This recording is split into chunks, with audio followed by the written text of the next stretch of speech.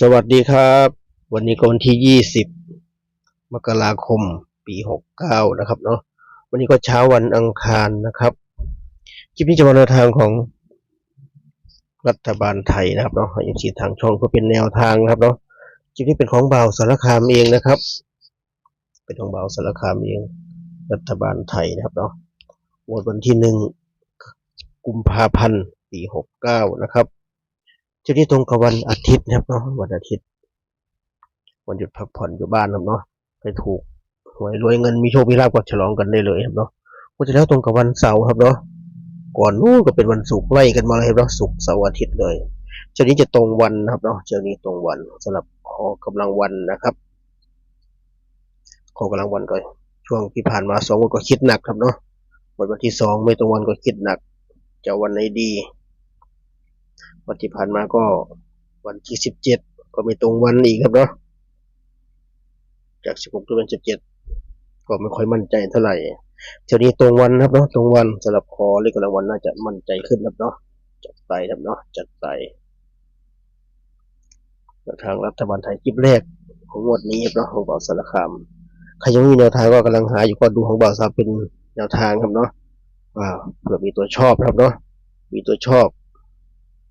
ไปเปรียบเทียบกับอาจารย์อื่นเซียนอื่นๆที่ได้มานะครับเนาะหรือไม่ก็เทียบกับที่ตัวเองทำได้นะครับเนาะเอาไปประกบกันได้เลยไปเปรียบเทียบกันเนาะไปเทียบกันได้เลยมีเซียนมีอาจารย์ให้หวยแม่นๆเยอะแยะเนาะเป็นแสนๆออกในช่อง YouTube ไปเปรียบเทียบดูได้นะครับเนาะเปรียบเทียบดูได้ก็วันนี้ก็เหมือนเดิมน้องๆไม่ได้คลิปสดเหมือนเดิมก็คลิปผ่านนนมาเตะบอลที่สวนสุขภาพรัดหลวงแถวๆบ้านครับเนาะแถวๆบ้านขับรถมาแป๊บเดียวครับเนาะเตะบอลเสร็จก่อนก็แวะให้อาหารปลาเหมือนเดิมเหมือนเช่นเคยนะครับเหมือนทุกครั้งทุกคลิปครับเนาะจะได้ไม่เบื่อนะครับเนาะดูชมบรรยากาศสวยๆงามๆเข้ากันไปนะครับเนาะ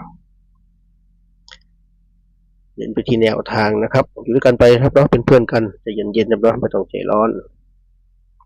อยู่กันไปให้ครบเวลานะครับเนาะก็ได้แนวทางพอดีตัวครับเนาะปลาเยอะมากครับเนาะที่สวนบางกระเจ้าสวนสุขภาพรัดหลวงครับเนาะปลาเยอะมาก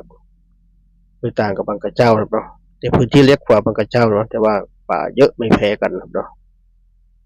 น้ำใสครับเนาะน้ำไม่ได้ขุ่นครับเนาะเป็นบ่อปิดแต่น้ำไม่เสียครับเนาะเขามีปั่นน้ำอะไรน้ำอยู่เรื่อยครับเนาะไม่เน่าครับเนาะไม่เน่า ดูจากน้ำใสเลยเนาะก็ถือว่ามาเที่ยวเนาะได้เดินทางไปในตัวเหมือนเดิมเหมือนทุกครั้งทุกคลิปนะครับก็ดูผลงวดที่ผ่านมาของบ่าวสารคามวันที่17 มกราคมที่ผ่านมาถ้าใครที่ดูก็บนล่างครับเราบอกซ้ำให้เด่น7รอง3ครับเนาะเด่น7รอง3เข้าตัวเด่นเป๊ะครับเนาะแต่เสียดายครับเนาะตอนจับคู่ไม่แม่นครับเนาะไม่แม่นจับคู่ให้074797นะครับก็ถ้า3ตัวรองมาก็034393รัฐบาลไทยก็ออก2ตัวล่าง02ครับเนาะเฉียดไปนะครับเนาะให้03เป็นตัวเน้นเลยนะครับเนาะเฉียดไปสำคัญว่า2มันอ่อนครับเนาะ2ไม่เด่นนะงวดที่แล้วบอก3ส่วนตัวครับเนาะแต่บางคนก็บอกว่า2ดับก็ว่าได้แล้วแต่ครับเนาะแต่บอก3ว่า2ไม่เด่น3เอามา03มาใส่เป็นตัวเน้นเลยนะครับเสียดายครับเนาะส่วนหลัก7ก็เอา074797เน้นที่07กับ97นะครับแต่พี่เขาออก72ครับเนาะ972เสียดายเนาะบ่าวสามบอกว่า2มันอ่อนครับเนาะถ้า2ไม่อ่อนครับเนาะเต็มแน่เลยเสียดายครับเนาะเสียดายตัวดินทำงานนะครับเนาะตัวดินทำงานอยู่วันนี้แก้ตัวใหม่นะครับเนาะสำหรับแนวทางมีเข้ามีหลุดครับเนาะมีเข้ามีหลุดวันนี้สรุปจดไว้นะครับสรุปแคปก่อนเราแคปเหมือนเดิมนะครับเนาะลงแคปทุกคลิปนะครับพยายามฟังให้จบนะครับเนาะพยายามฟังให้จบวันนี้ก็เหมือนเดิมแล้วเนาะบนล่างเด่น7รอง4นะครับวันที่1 กุมภาพันธ์ครับเนาะเด่น6รอง4ครับเนาะจับคู่ให้ครับเนาะถ้า6มาก็063696นะครับถ้า4มาก็0434แล้วก็49นะครับทวนกันนะครับ บนล่างเด่น6รอง4จับคู่06 36 96 04 34แล้วก็49นะครับ6คู่ครับมา6คู่บนล่างจะเน้นบนนะครับทางบ่าวสารคามบนล่างจะเน้นไปที่บนซื้อหมดครับเนาะทั้งบนทั้งล่างกลับไปด้วยครับเนาะซื้อไปกลับตับแตกกับเนาะตับตำรา6คู่นี้นะครับเราให้เน้นไปที่36 96แล้วก็49นะครับ36 96 49เป็นตัวเน้นนะครับเราขีดเส้นใต้ให้นะครับ3คู่ครับเนาะขีดเส้นใต้ให้ไม่ได้วงกลมนะครับเนาะขีดเส้นใต้ให้จะได้ดูสบายตานะครับเนาะ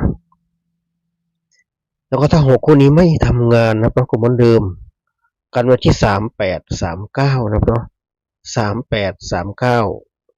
2คู่นี้ครับเนาะถ้า6คู่นั้นเกิดการผิดพลาดขึ้นมาคาดว่าจะออกประสงค์ตัวนี้ครับเนาะก็หวังว่าเป็นไปตามคาดครับเนาะเป็นไปตามคาด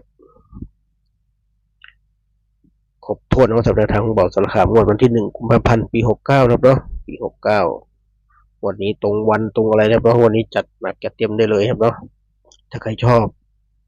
ตัวตรงใจใครเล็งไว้ก็จัดเลยครับเนาะจัดเลยอย่างที่บอกไว้ว่าเปรียบเทียบอาจารย์อื่นเซียนอื่นนะว่าใกล้เคียงกันไหมจะบางคนแต่เซียนอาจารย์จะไม่เหมือนกันครับเนาะสูตรคนละสูตรบางคนดับบางคนบอกไม่ดับอย่างงวดที่ผ่านมาบ่าวซ้ำ2ไม่เด่นครับเนาะหรือว่า2ดับก็ว่าได้ครับเนาะแต่ว่าดันมาเนาะมันดันมาหรือยังไงก็ดับไม่อยู่ประมาณนี้ครับเนาะเสียดายเนาะบ่าวซ้ำจัด907ไปเยอะนะเนาะ907 970จัดไปเยอะนะบ่าวสารคามงวดที่แล้วครับเนาะงวดที่แล้วไปถึงชุด3ตัวครับเนาะจัดไปเยอะเลย907 903แล้วก็997อะไรเนี่ยจัดเยอะครับงวดที่แล้วแต่พี่เขาออก902หลักร้อยกดคอกันมา2งวดติดนะบ่าวสารคามงวดก่อนนู้นก็95ครับเนาะก่อนหน้านู้นนะครับงวดเมื่อกี้หลักร้อยก็เข้ามาที่ให้หลักร้อยให้ไป9042ครับเนาะกดคอกันมาเฉยเลยไอ้ที่เราไปจับคู่ให้ชุด9ชุดให้ไม่มาครับเนาะเสียดายอย่างแรงครับเนาะเสียดาย2ไม่น่าดับเลยงวดที่แล้วเนาะถ้าไปดับเบาสามารถประกบน่าจะเต็มนะครับเนาะคาดว่าดับ10หน่วยน่าจะขึ้นไปเป็นหลักร้อยแทนที่ได้มาหลักหน่วยนะครับเนาะวันนี้คอยเป็นไปตามคาดนะครับวันนี้เป็นไปตามคาดนะครับเนาะก็ถ่ายคลิปก็เหมือนเดิมครับเนาะสำหรับคนที่ยังไม่ถูกหวยรวยเงินข้ามมาแล้วก็ปี68ไม่ถูกครับเนาะข้ามมาปี69แล้ววันนี้ค่อยปลดล็อกให้ได้ครับเนาะซื้อจากอาจารย์เสียไหนก็แล้วแต่นะครับเนาะถูกหวยรวยเงินครับเนาะมีกำไรนะครับเนาะปลดล็อกให้ได้ครับเนาะอาจารย์ไหนเสียไหนก็แล้วแต่ว่าทำมาได้เองก็แล้วแต่ครับเนาะชอบเสียงโชคก็ให้มีโชคมีลาภครับเนาะฝากไว้คลิปนี้จนคลิปหน้านะครับเนาะคลิปนี้ก็สวัสดีครับ